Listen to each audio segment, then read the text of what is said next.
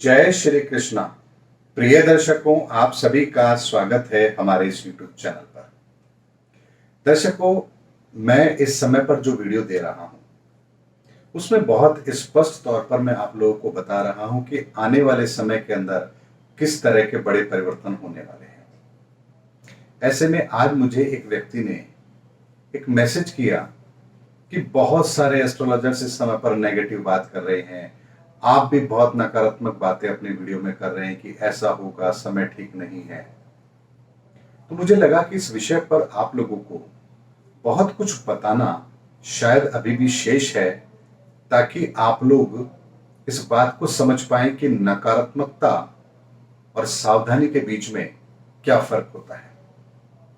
दर्शकों, जब कुछ सब कुछ सामान्य चल रहा था 2018, मैंने उस समय पर भी 2020 से लेकर के 2027 तक के समय के लिए बहुत डिटेल में स्पष्ट तौर पर यह बात कही थी कि दुनिया बहुत बड़े परिवर्तन के लिए तैयार हो रही है और अब हर समस्या का समाधान हमें जरूर मिलेगा, चाहे वो राम मंदिर हो, ट्रिपल तलाक हो, धारा 370 हो, कश्मीर हो। जो समस्या आपके सामने है, हर समस्या का समाधान आपको इस बार शनि जरूर देकर जाएंगे। और जब ये बात मैंने उस समय पर कही थी, तब दूर दूर तक ऐसी कोई परिस्थितियां नहीं थी। लेकिन 2020 आया, हमने परिस्थितियों को कितना बदलते हुए देखा। कोविड ने हम सबको सोचने पर मजबूर कर दिया कि आखिर हमारी जिंदगी किस दिशा में जानी चाहिए।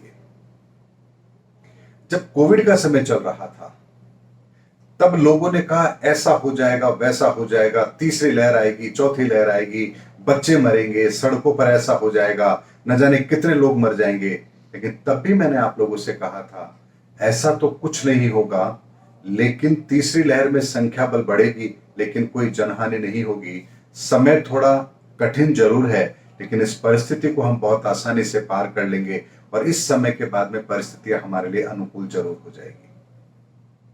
कब हवाई यात्राएं शुरू होंगी, कब स्कूल खुलेंगे, कब लॉकडाउन खुलेगा, हर संदर्भ में मैंने आप लोगों को वीडियो दिया था।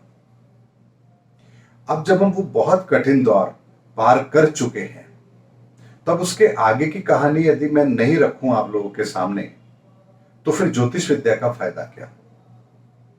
लेकिन आने वाला समय युग परिवर्तन का है, और परिवर्तन जब होता है तो पुरानी बहुत सारी मान्यताएं, स्थितियां, परिस्थितियां, उनमें बदलाव जरूर होता है। अब अगर यदि कोई व्यक्ति ये कहे कि मुझे तो बदलाव स्वीकार ही नहीं है, तो हमारे चाहने या ना चाहने से क्या बदलाव नहीं होगा। अगर आप जिस मकान में रहते हैं वो मकान 50 साल या 60 साल पुराना हो चुका है और अब जरूरत है उसको बदलने की, उसको तोड़ करके नया बनाने की, तो क्या आप अपने ही हाथों से अपने उस पुराने मकान को तोड़ते नहीं है, अपने आंखों के सामने टूटता हुआ नहीं देखते हैं? आप जरूर देखते हैं और पैसे भी देते हैं। यानी जिस मकान को आपके पूर्वजों ने इतनी शान से बनाया, जो उनके सपनों का महल था, उसी को आप अपने हाथों से पैसे देते हैं उसको तोड़वाने के लिए, क्योंकि आप जानते हैं इसी जगह पर एक नई इमारत भी खड़ी होगी जो आने वाले समय के अंदर 2-3 पीढ़ियों तक को आशियाना जरूर देगी। और यही परिवर्तन का एक नियम भी है। अगर पुराना स्थान रिक्त नहीं होगा तो नया सृजन भी नहीं होता है। इसीलिए आने वाला समय परिवर्तन का है, और ये परिवर्तन किस किस क्षेत्र में होगा, कैसे होगा, क्यों होगा, क्यों आवश्यक है, इसी सब को लेकर के मैं आप लोगों को हर बात वीडियो के माध्यम से बताता हूं, ताकि आप अपने जीवन के किसी भी क्षेत्र को, जहां पर भी आप जिस अवस्था में भी, जिस परिस्थिति में भी अपना जीवन यापन कर रहे हैं, वहां पर भी आप इस परिवर्तन को महसूस जरूर कर पाएंगे और अपने आप को सुरक्षित जरूर कर पाएंगे। मेरा उद्देश्य यह होता है आप लोगों को कोई बात बताने का। मैं केवल सनसनीखेज खबर नहीं बनाता, ऐसा हो जाएगा, ये हो जाएगा, वो हो जाएगा। ऐसा होगा तो क्यों होगा, ऐसा हो रहा है तो क्यों हो रहा है, इसके पीछे का प्रयोजन क्या है और इससे हमें सुरक्षा कैसे मिलेगी और हमें क्या करना चाहिए, हमारा क्या दृष्टिकोण होना चाहिए, मैं हमेशा उस पर बात करता हूं। विनाश में सृजन कहां छिपा है, मैं उस बिंदु पर बात करता हूं।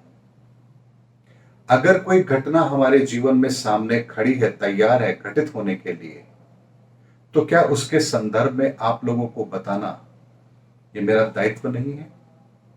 लेकिन उसे मैं सनसनीखेज खबर बना के बताऊं, इतनी नकारात्मकता उसमें डाल दूं कि आप भयभीत हो जाएं, चिंतित हो जाएं, परेशान हो जाएं, उसकी जगह मुझे लगता है कि मैं साधारण शब्दों में आपको उस घटना के बारे में बताऊं और उससे बाहर निकलने का रास्ता भी आपको वहीं बताऊं, और यही कार्य मैं करता हूं।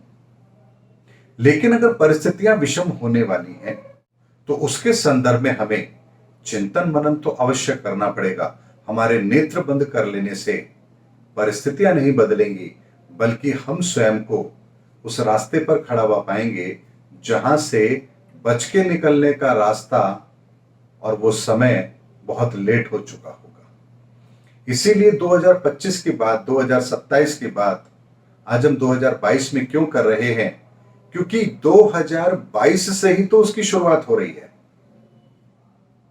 जब 2022 से उसकी शुरुआत हो रही है तो शुरुआत में ही तो आपको अपने लिए व्यवस्थाएं करनी पड़ेंगी। जब सब कुछ बदल चुका होगा तब आप और हम क्या करेंगे?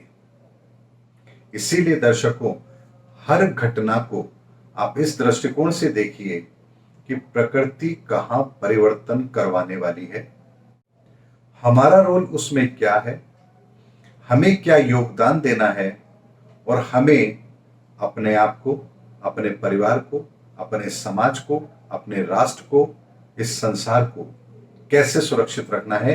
हमारा चिंतन मनन उस पर होना चाहिए।